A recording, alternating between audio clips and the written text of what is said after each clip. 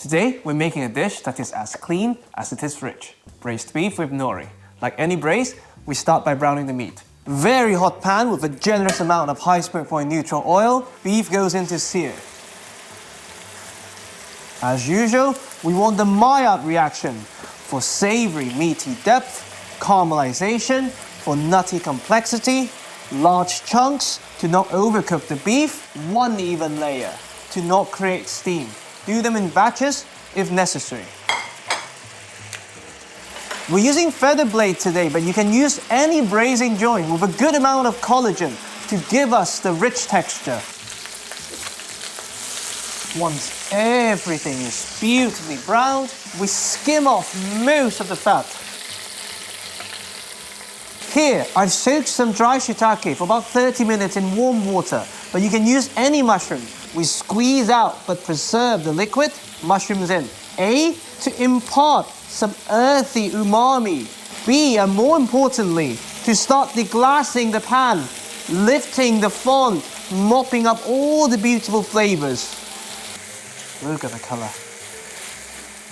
We're deliberately not using aromatics to keep the clean, briny, umami-forward profile. And speaking of savory, soy sauce goes in to further deglass the pan. And this would also give us the salinity. And this is our only seasoning. Optional mirin for sweetness and body. And to balance the dish slightly, you can use just a touch of sugar. Once you can no longer smell the alcohol, mushroom soaking liquid for the earthy umami in liquid form. We top this up with just enough water to almost cover everything. Bring this back to a boil, lid on for about 2 hours for the collagen to break down into gelatin. After almost 2 hours, the nori, which in essence is chopped seaweed, pressed and dry like paper, then lightly toasted before packaging. It's briny, it's savory, it's nutty. When you cook it down, it becomes thick and jam-like, a classic condiment in Japan, and today, our oceanic thickener.